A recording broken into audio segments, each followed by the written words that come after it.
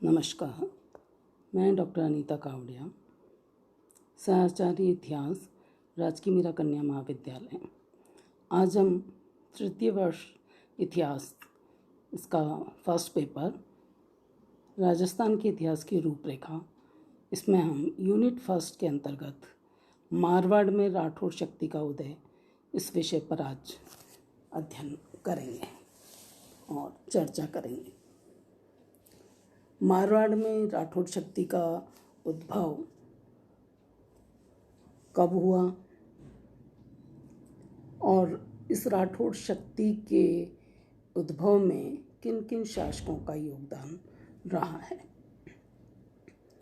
जहाँ तक मारवाड़ की बात है तो राजस्थान में अरावली पर्वतमाला के पश्चिम में स्थित क्षेत्र जोधपुर, बीकानेर, बाड़मेर, जालोर, नागौर, पाली, ये सारे क्षेत्र मारवाड़ के नाम से जाने जाते थे और प्राचीन समय में सतलज नदी से समुद्र तक फैली समस्त भूमि को मारवाड़ या मरुदेश कहा जाता था। इन मारवाड़ पर राठौड़ शक्ति का जो अभ्युदय हुआ, ये राठौड़ कौन थे, इसको लेकर भी मतभेद हमें मिलते हैं। राठौड़ शब्द, संस्कृत में राठौड़ शब्द को राष्ट्रकूट कहते हैं और प्राकृत में राष्ट्रकूट को रटउड भी कहा जाता है और यही शब्द धीरे धीरे राठौड़ शब्द बना, ऐसा इतिहासकारों की मान्यता है। तो जिस प्रकार दक्षिण पश्चिमी राजस्थान में गुहिलों का शासन था, उसी तरह राजस्थान के उत्तरी और पश्चिमी भागों में राठौड़ों का शासन था। ये राठौड़ जो राष्ट्रकूट कहलाते थे, इनकी उत्पत्ति कब हुई, कैसे हुई, इसको लेकर भी काफ़ी विवाद है। राजरत्नाकर और कुछ भाटों के अनुसार राठौड़ हिरण्यकश्यप की संतान माने गए हैं। दयालदास की ख्यात में दयालदास ने इन्हें सूर्यवंशी बताया है और इन्हें ब्राह्मणों के वंश में उत्पन्न हुआ माना है,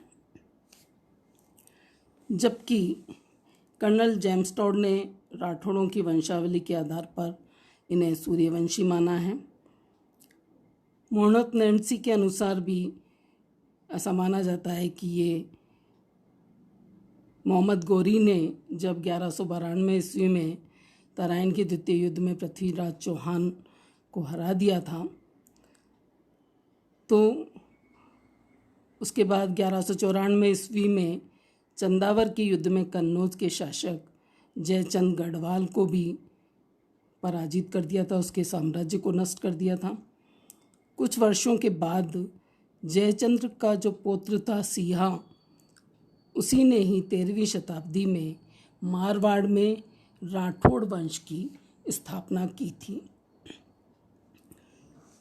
मारवाड़ में राठौड़ों से पहले गुर्जर प्रतिहारों का साम्राज्य था और बाद में 1240 से 1273 ईस्वी में राव सिया, जो कि कन्नौज के रहने वाले थे, जो कि कन्नौज के राजा जयचंद गढ़वाल के भतीजे थे, उन्होंने मारवाड़ में राठौड़ वंश की स्थापना की थी।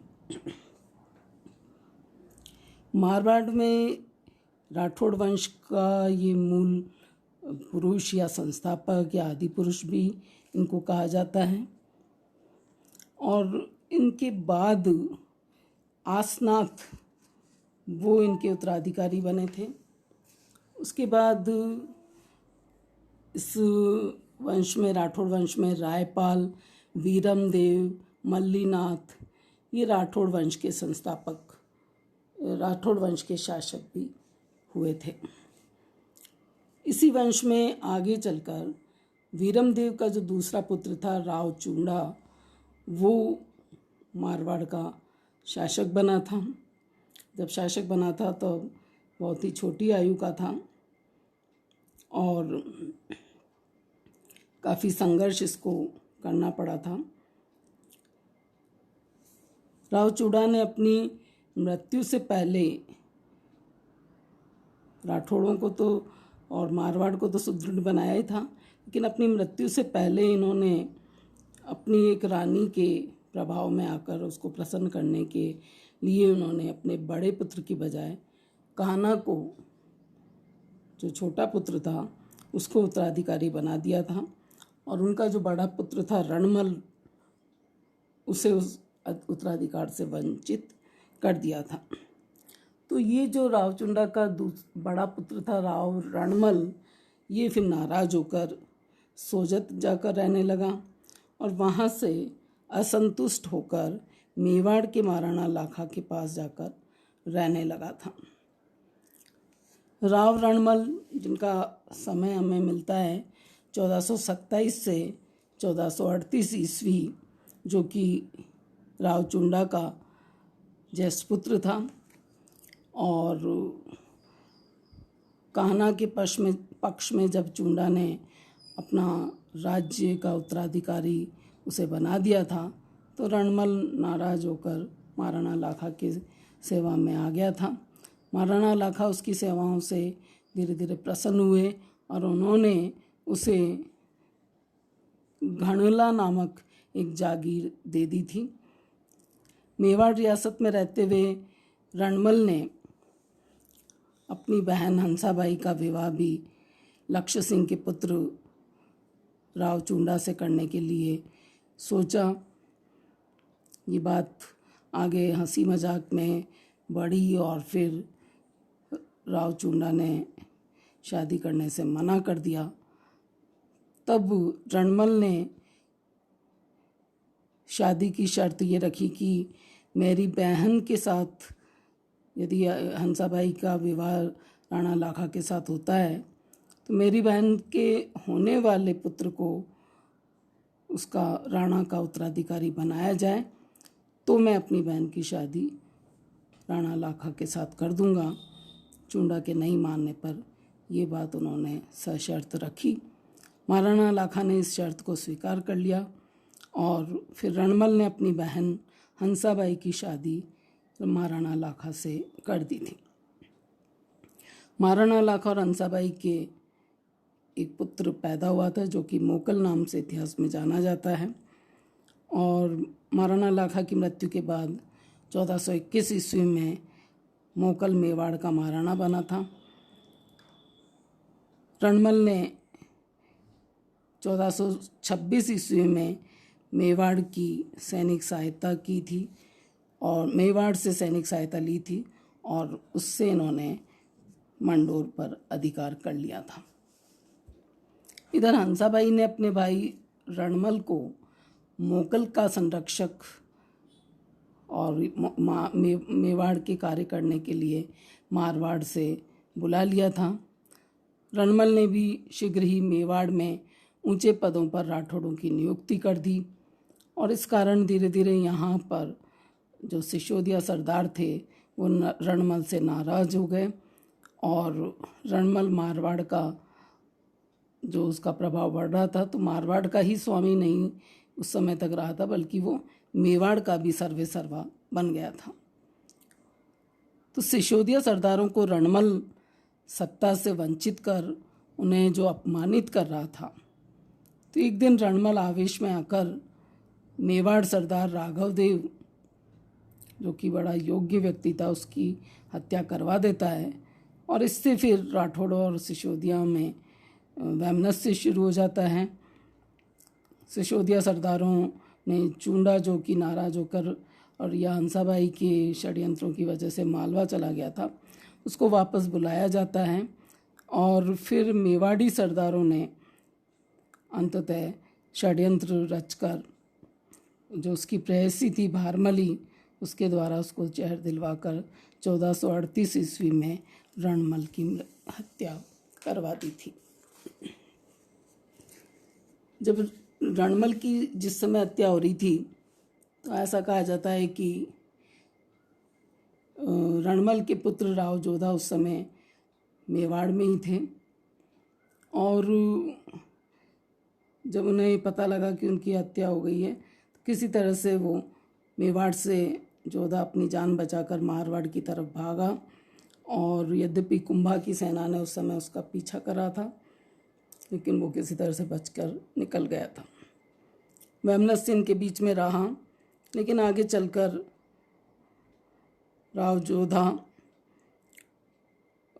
वापस मेवाड़ अपनी बुआ हंसाबाई के पास पहुंचा और राव जोधा की बुआ हंसाबाई ने कुंभा के इनके बीच में मध्यस्थता कराई और वो मध्यस्थता एक संधि के द्वारा हुई, आवल वावल के नाम से जानी जाती है, और उसमें मेवाड़ और मारवाड़ की सीमा का निर्धारण हुआ था।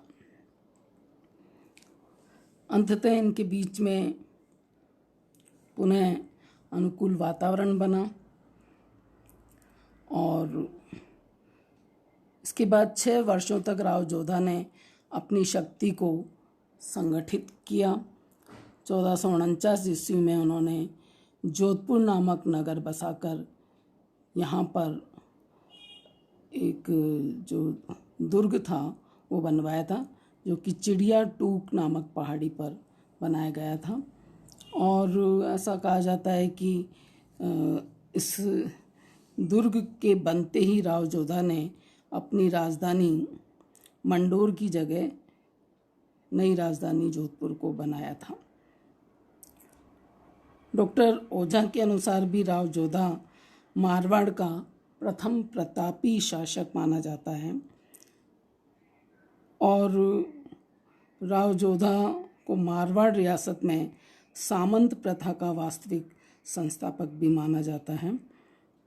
राव जोधा की 1489 ईस्वी में मृत्यु हो गई थी और इनकी मृत्यु के बाद उनका पुत्र राव सातल देव वो इनका उत्तराधिकारी बना था।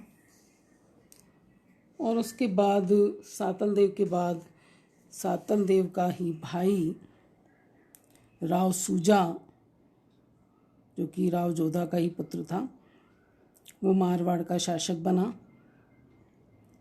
और राव सूजा के शासनकाल में राठौड़ों की शक्ति काफ़ी सुदृढ़ हुई थी। इनका समय 1492 से 1515 ईस्वी रहा था। जोधा के उत्तराधिकारियों में उसके बाद राव गांगा का भी नाम आता है, जो कि 1515 में राव सूजा की मृत्यु के बाद वो शासक बना। राव गांगा अपने दादा राव सूजा की मृत्यु के बाद मारवाड़ का शासक बना, क्योंकि उसके पिता जो थे वो सोजत की लड़ाई के समय मारे गए थे। तो राव गांगा ने मारवाड़ राज्य में विरोधी तत्वों की आशंका के कारण और फिर गांगा को यहाँ का उत्तराधिकारी बनाया था। राव गांगा ने अपने राज्य को सुरक्षित समझकर अपने राज्य का विस्तार किया और यद्यपि उस समय मारवाड़ में मुस्लिम सत्ताएं संघर्ष के लिए बढ़ रही थी, तो ये सारे संघर्ष इन्हें भी उनका सामना करना पड़ा था। और उसके बाद 1532 ईस्वी में गांगा का जो ज्येष्ठ पुत्र था राव मालदेव, वो जोधपुर का शासक बना। कई बार ये कहा जाता है कि जोधपुर में मालदेव द्वारा उसके अपने पिता राव गांगा की हत्या कर दी गई थी। इसको लेकर भी विवाद है। लेकिन यदि हम मालदेव का, जो कि 1532 से 1562 ईस्वी तक का जिसका शासन रहा है, उसके बारे में अलग अलग लोगों के कई विचार हमें मिलते हैं, कई उपनाम उनके मिलते हैं। मालदेव के लिए कहा जाता है कि फारसी इतिहासकारों ने भी कहा है कि ताकतवर व्यक्ति था और मालदेव को उन्होंने हिंदुस्तान का हशमत वाला शासक कहा है। इसी तरह से बदायूनी ने भी उसे भारत का महान पुरुषार्थी राजकुमार कहा है। और एक मुस्लिम इतिहासकार फरिश्ता ने हिंदुस्तान का सबसे शक्तिशाली राजा इस नाम से इनको पुकारा है। मालदेव ने राठौड़ों की या मारवाड़ को सुदृढ़ करने के लिए नागौर पर अधिकार किया, मेड़ता और अजमेर पर अधिकार किया। आगे चलकर इन्होंने भादरा जून से का पहले किया था, उसके बाद नागौर और मेड़ता अजमेर पर अधिकार किया। फिर सिवाना पर अधिकार किया और जालोर पर भी मालदेव का अधिकार हमें दिखाई देता है। इसके बाद उनका संघर्ष आगे चलकर शेरशाह सूरी के साथ भी हुआ था।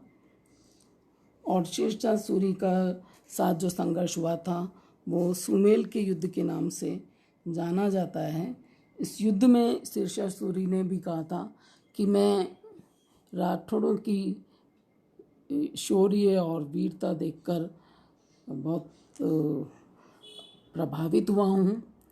और उस युद्ध के बारे में इन्होंने कहा कि एक मुट्ठी भर बाजरे के लिए मैं हिंदुस्तान की बादशाहत खो देता। ये यदि युद्ध जीता है तो उन्हें मुट्ठी भर बाजरा, क्योंकि हिंदुस्तान का बादशाह तो वो था ही, इतना ही मिला है। लेकिन हार जाता तो वह हिंदुस्तान की बादशाहत खो देता। और ऐसा माना जाता है कि इतिहासकारों के अनुसार कि काफ़ी छल कपट और जालसाजी पत्रों और इन सब के द्वारा वो किसी तरह से इस युद्ध में जीता था। तो मालदेव के बारे में हम आगे के चैप्टर में विस्तार से पढ़ेंगे। इस तरह से हम देखते हैं कि मारवाड़ में राठौड़ शक्ति के अभ्युदय में राव चुंडा, राव रणमल, राव जोधा के कुछ उत्तराधिकारी और राव मालदेव का बहुत बड़ा योगदान रहा है।